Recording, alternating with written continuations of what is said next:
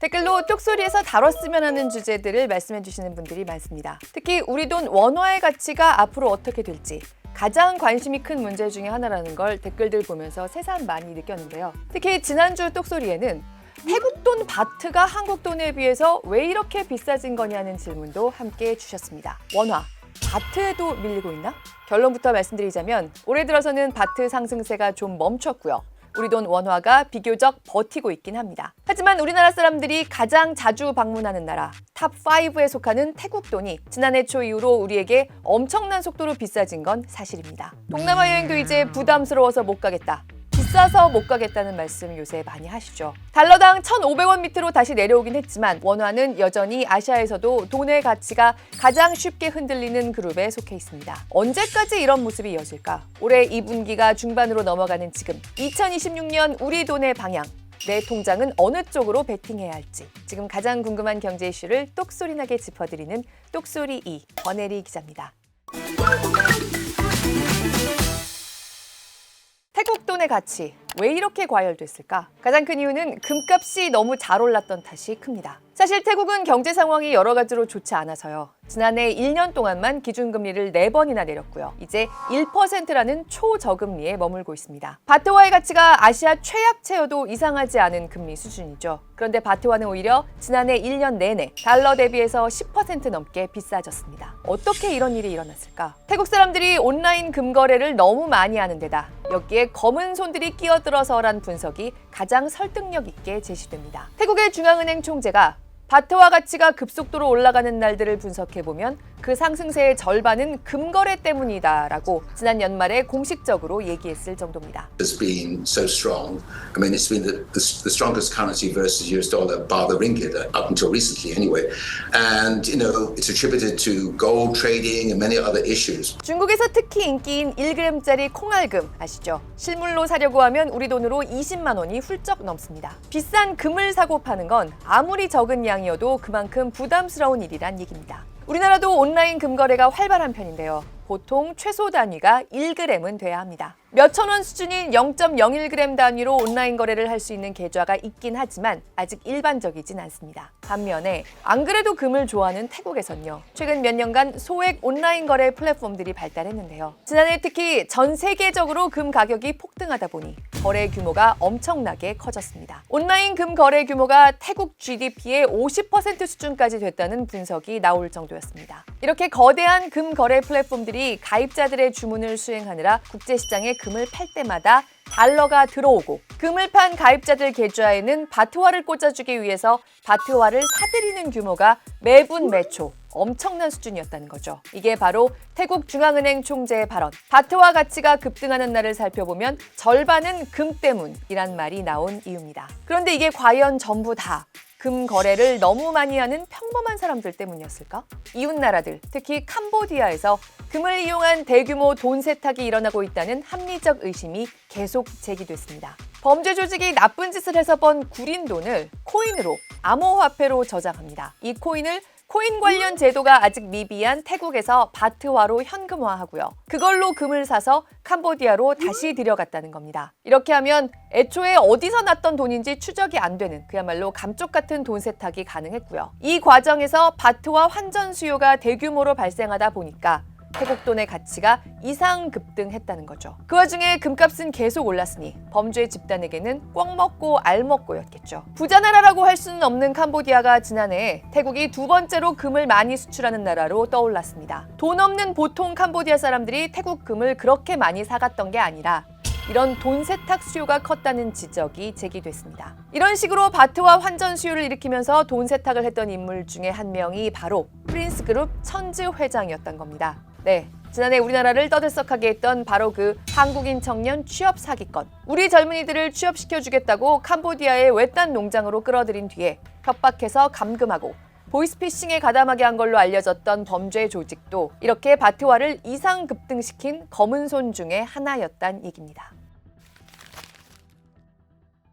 태국 돈 바트화의 이상 급등은 태국 경제가 갑자기 너무 튼튼해져서가 아니었습니다. 관광 수입이 중요한 태국 경제에는 오히려 자국 돈이 급증하는 게 큰 골칫거리였겠죠. 돈이 비싸지는 만큼 외국인 관광객들이 부담스러워하니까요. 그래서 지난해 말부터 금 거래 관련 규제를 강화한 데다가요. 올 초 이후에 전 세계적으로 금값이 조정을 한번 겪은 것도 금 때문에 이상 급등세가 나왔던 바트화가 한풀 꺾이는데 한몫한 걸로 분석됩니다. 물론 이란 전쟁 영향도 컸습니다. 태국은 자국 내 원유 수요의 86%를 수입하는 대규모 원유 수입국이라서요. 아시아에서도 이란 전쟁 충격을 가장 크게 받은 나라 중 하나로 분류됩니다. 사실 경제 기초 체력만 놓고 보면 바트화가 진작에 약세를 띄었어야 자연스러웠던 상황이기도 하고요. 다만 그런데도 바트화가 한국인 입장에선 여전히 너무 비싸게 느껴지는 건요. 그거는 한국 돈 원화가 약한 탓이 큽니다. 보시는 것처럼 올해 들어서 달러화는 바트화 대비해서 1년 전의 가격대를 회복했습니다. 달러 대비 바트화의 이상 급등세가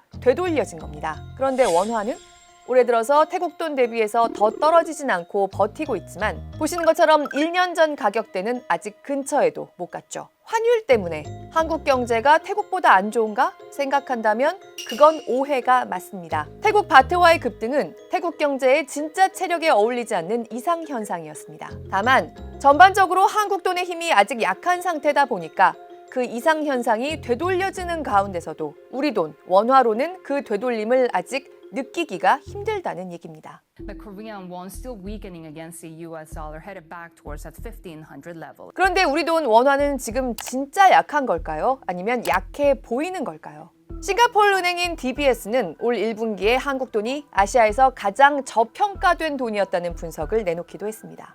저평가됐다. 한국 경제의 지금 체력보다 약해 보이는 게 문제라는 겁니다. 태국 바트화와 반대 상황이죠. 바트화는 실제 경제 상태에 비해서 돈이 너무 비싸진 게 문제였던 반면에 한국은 경제 상태에 비해서 돈이 너무 싸졌다. 그 저평가 정도가 DBS의 환율 적정 가치 평가 모델로 평가해 봤더니 올해 아시아에서 가장 심한 수준이더라.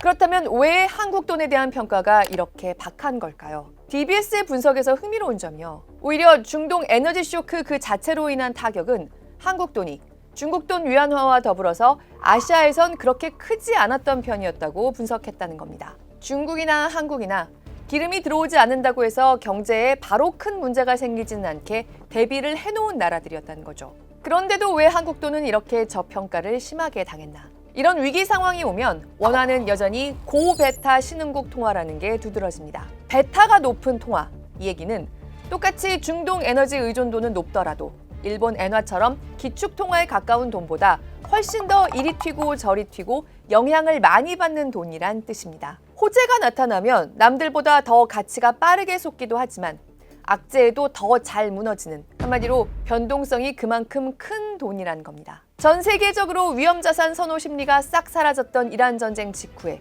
우리 돈의 하이 베타 통화로서의 면모가 두드러졌습니다. 그리고 지금 주식시장이 그야말로 날아다니고 있지만요. 외국인들 입장에서는 야, 한국이 마침 이럴 때 많이 올라줘서 좋다. 이걸로 지금 안전자산 달러를 채우자. 한국 증시에서 번 돈을 팔아서 달러로 바꿔가는 수요가 원화 가치를 또 짓눌렀습니다. 지난 3월에 외국인이 한국 증시와 채권을 판 돈이 365억 5천만 달러, 당시 환율로 55조 원 넘는 돈을 달러로 바꿔 나갔습니다.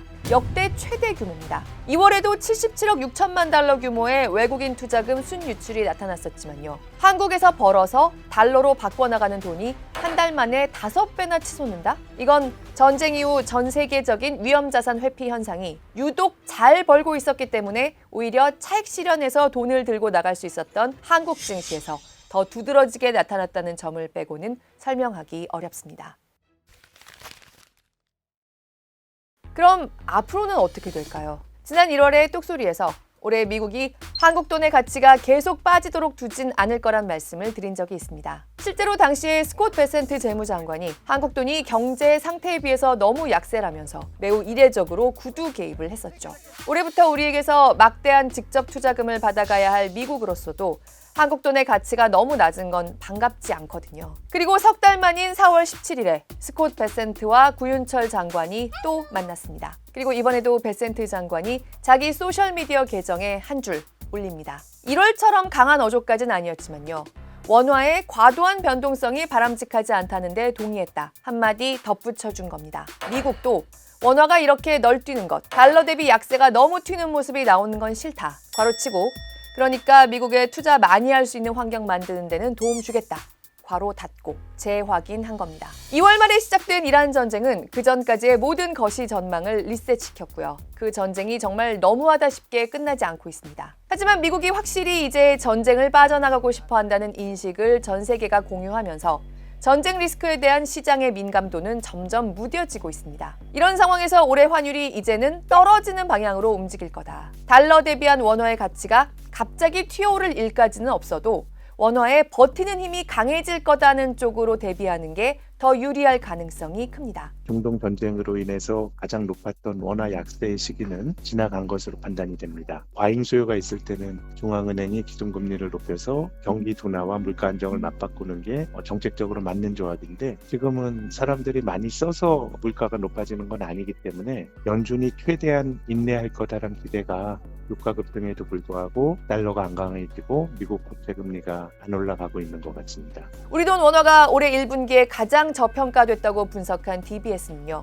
올해 말까지 원달러 환율을 달러당 1,400원까지 내려서 예측했습니다. 한국대신증권은 4월 마지막 주에 1,460원을 내놨습니다. 일단 기록적인 규모로 달러를 바꿔나갔던 외국인들도 4월 말 들어서는 우리 증시로 돌아오는 움직임을 보이고 있습니다. 반도체를 비롯한 우리 주요 수출 기업들이 올해 벌어들인 막대한 외화도 시장에 풀리고 있습니다. 수출 기업들이 벌어온 외화, 이게 정말 우리의 진짜 구명보트죠. 그런데 이렇게 기업들이 벌어오는 돈을 바로바로 외환시장에서 원화로 환전하지 않고 외화 예금으로 쌓는 경우가 많아서 환율이 잘 떨어지지 않는다는 분석도 좀 나왔었는데요. 정부가 기업들에게 그러지 말고 바로바로 환전해달라는 방향의 정책을 펴고 있기도 하지만요. 기업들 입장에서도 1,500원 이상 구간에서는 환전을 하는 게 유리하다고 판단한 걸로 보이는 기미들이 감지됩니다. 기업들의 생산 활동에서 생기는 비용, 국내에서 지불해야 할 원화 결제 대금들을 영원히 미룰 수는 없는데요. 결국 환전을 해야 하는데 1,500원 이상으로 가면 이 정도면 비싸졌다. 지금 환전하자. 이렇게 판단한 모습들이 나타났다는 겁니다. 또 하나, 국민연금의 이른바 뉴 프레임워크가 어떻게 작용할지도 큰 관심거리입니다. 국민연금은 우리나라 국고의 외환 보유액을 뛰어넘는 해외 투자 자산을 가진 엄청난 큰손이죠. 그런데 이 국민연금이 해외에 투자하기 위해 달러 환전하는 걸 어떻게 좀 줄일 수는 없나? 여기서 이 뉴 프레임워크라는 정책이 고안됐습니다. 무슨 소리냐? 연금은 국민의 노후 보장을 위해서 돈을 잘 버는 데만 집중해야지. 지금 환율 잡겠다고 수익률을 떨어뜨릴 위험도 감수하겠다는 거냐? 라는 비판과 그렇다고 지금 구조적으로 올라가서 내려올 생각을 하지 않는 환율을 내버려 두면 그게 우리 국민들의 노후에 진짜로 보탬이 되겠냐는 주장이 팽팽히 맞섰는데요. 4월 중순에 마침내 이 두 주장 사이에 절충안이 나왔습니다. 일부 외화채를 발행해서 달러를 조달한다. 그러니까 원화를 달러로 환전하는 게 아니라 그냥 밖에서 달러를 빌려와서 그 돈으로 해외 투자한다. 마지막으로 우리 환율이 일정 이상 올라가면 국민연금이 실시하는 환해지 그 비중을 지금의 10%에서 15%로 올린다. 최대 20%까지도 할 수 있다. 이런 내용의 국민연금 운용책이 새로 도입되는 겁니다. 사실 이 뉴 프레임워크의 효과가 얼마나 클지 또 연금의 수익률에는 장기적으로 어떤 영향을 미칠지 앞으로 지켜봐야 하지만요. 일단 우리 원화 가치에 대한 안전판이 하나 더 늘어난 것만은 분명하기 때문에 더더욱 올해 환율이 여기서 더 치솟는 쪽에 베팅하는 건 나에게 불리한 선택이 될 수 있습니다. 올해 내내 우리 돈 원화를 둘러싼 환율 상황, 똑소리 2에서 긴밀하게 함께 짚어보겠습니다.